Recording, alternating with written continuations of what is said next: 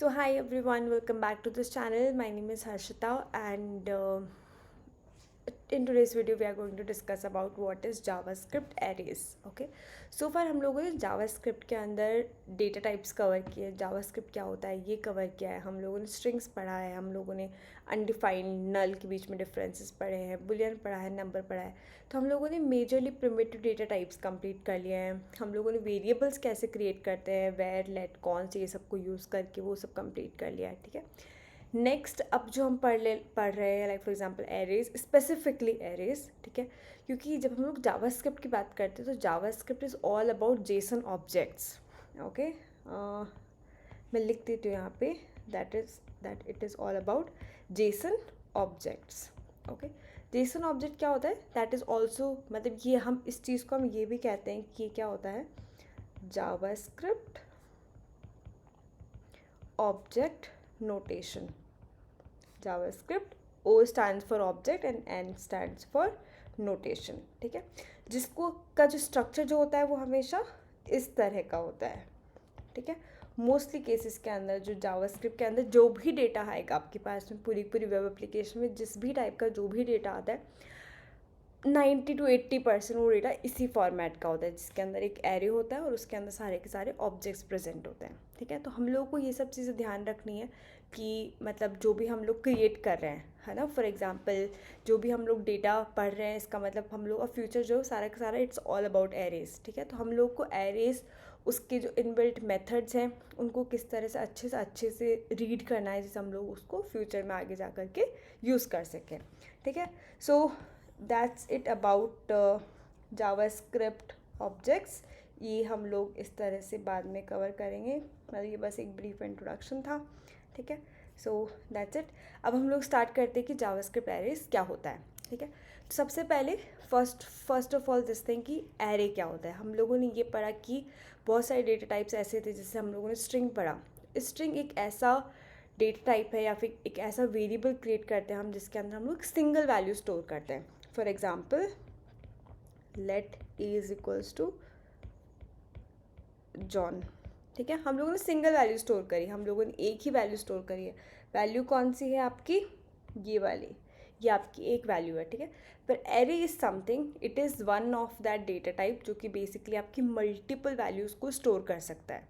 ठीक है, तो आपसे अगर कोई डेफिनेशन पूछे कि एरेज क्या होते हैं, तो हमारे को ये डेफिनेशन देनी है कि एरे एक ऐसा डेटा टाइप है जो कि मल्टीपल वैल्यूज़ को स्टोर कर सकता है। ठीक है, which can store multiple values. ठीक है, मल्टीपल वैल्यूज स्टोर करने के साथ साथ में एरे एक ऐसा भी डेटा टाइप है जो कि बेसिकली ऐसी वैल्यूज़ को भी स्टोर करता है जिनके डेटा टाइप आपस में डिफरेंट होते हैं। ठीक है, multiple values with different data types. ठीक है, तो एग्जाम्पल क्या होगा एरे का, मैं क्या एग्जाम्पल दे सकती हूँ, let array is equals to, तो हम लोग हमेशा स्क्वायर ब्रैकेट्स यूज़ करेंगे एरे को क्रिएट करने के लिए।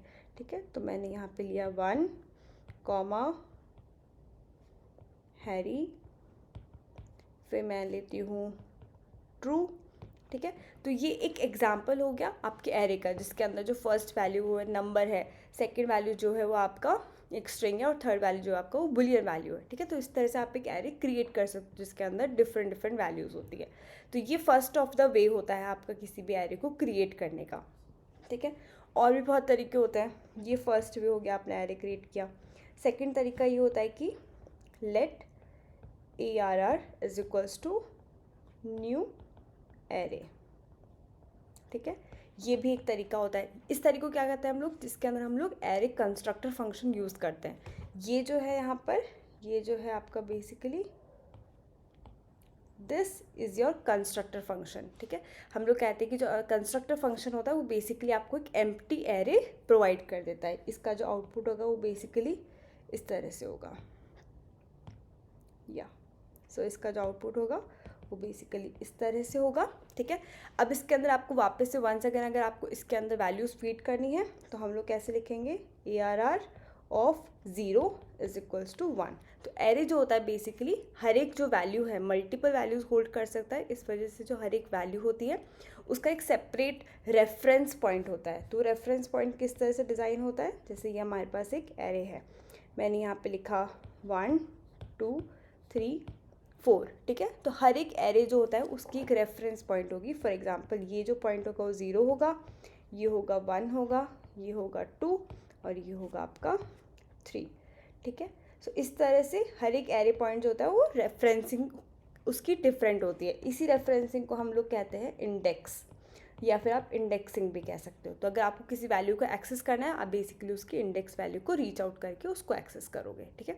इस तरह से हम लोग एरे क्रिएट कर सकते हैं। एक तरीका आपका ये भी होता है एरे क्रिएट करने का, या फिर एक तरीका ये होता है थर्ड वाला कि आपने डायरेक्टली ये लिखा कि let ARR3 is equals to an empty array, और फिर उसके बाद में आपने उसकी वैल्यूज़ फीड करते गए।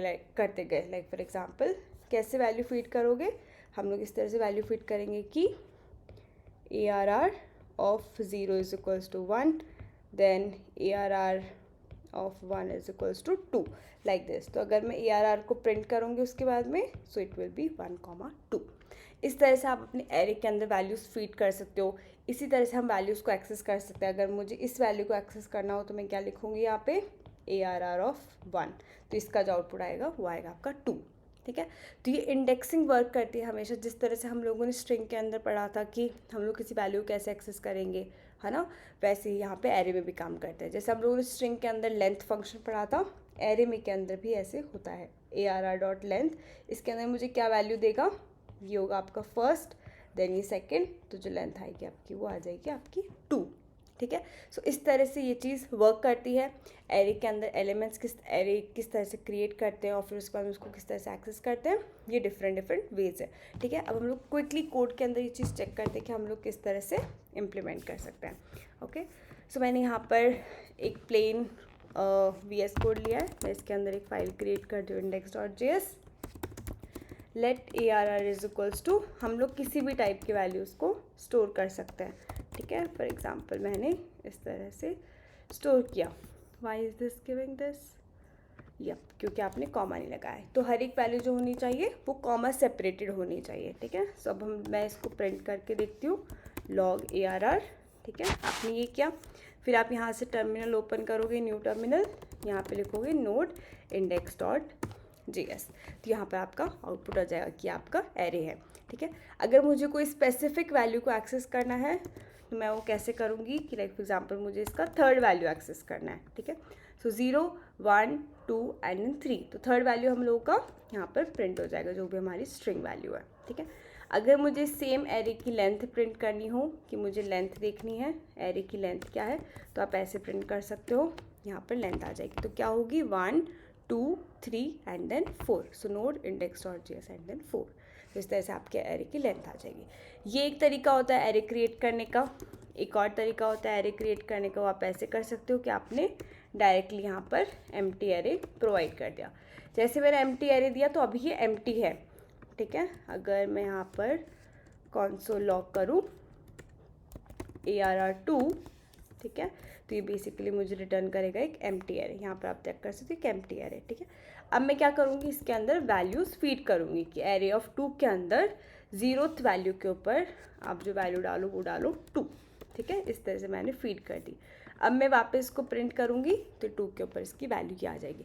अगर मैं 2 के बजाय डायरेक्टली 4th इंडेक्स पर वैल्यू डालूँ या फिर किसी और इंडेक्स पर वैल्यू डालूँ, ठीक है, विच मीन्स 0 1 2 3, इन 4 इंडेक्स पे कोई वैल्यू नहीं है, ठीक है। तो एरे जो होगा वो डिफ़ॉल्ट अनडिफाइंड वहाँ पर ऐड कर देगा और 4th इंडेक्स पर वो 2 वैल्यू आपकी ऐड कर देगा। सो ये भी एक पॉइंट होता है जो कि एरेज के अंदर वर्क करता है। जो 4 एम्प्टी आइटम्स हो जाएंगे और जो इंडेक्स पर आपने वैल्यू डाली है वो वैल्यू यहाँ पर ऐड हो जाएगी। तो इस तरह से एरे के अंदर आप वैल्यूज़ ऐड कर सकते हो। ये भी एक तरीका होता है अगर आपको ये एरे लिटरल्स नहीं यूज़ करने हैं, इनको हम एरे लिटरल्स कहते हैं, ठीक है। ये एम्प्टी जो ब्रैकेट्स होते हैं, square brackets, we call them array literals. अगर ये यूज़ नहीं करना है तो आप डायरेक्टली कंस्ट्रक्टर फंक्शन भी यूज़ कर सकते हो, लाइक दिस। इसको सेव करोगे, in that case also everything will be same, ठीक है। इस केस के अंदर भी सब कुछ सेम होगा। तो 3 तरीके होते हैं एरे क्रिएट करने की, या तो आप डायरेक्टली एरे क्रिएट कर दो, वैल्यूज़ भी फीड कर दो। सेकंड, आप डायरेक्टली एरे लिटरल्स क्रिएट करो, फिर वैल्यूज़ लेटर फीड करो। ओके। थर्ड तरीका, आपने कोई कंस्ट्रक्टर फंक्शन यूज़ कर लिया। ओके। देन कम्स इज कि आपने लेंथ फाइंड आउट कर सकते हो कि एरे का लेंथ कितना है, इंडिविजुअल एलिमेंट को एक्सेस करना है वो कर सकते हो। अगर आपको किसी वैल्यू को चेंज करना है, लाइक फॉर एग्जांपल मैं यहाँ पे चेंज कर दूँ कि ARR ऑफ 1 की वैल्यू को मुझे करना है हैरी फॉर एग्जांपल, ठीक है। तो अब जो मेरा एरे होगा वो 1 हैरी एंड देन 3 हर्षिता, ऐसे होगा। तो आप एरे की वैल्यूज़ को भी मॉडिफाई कर सकते हो, ठीक है। सो ये सब चीज़ें इनकैप्सुलेटेड होती है बेसिक्स ऑफ एरेज के अंदर। कमिंग वीडियो के अंदर हम लोग एरे के मेथड्स पढ़ेंगे। तो ये एकदम बेसिक है, just to give you a brief understanding of कि एरेज क्या होते हैं, कैसे हम उनके इंडिविजुअल वैल्यूज़ को एक्सेस करते हैं। Okay, so that's it for this video. Thank you so much and thank you so much for supporting me so far.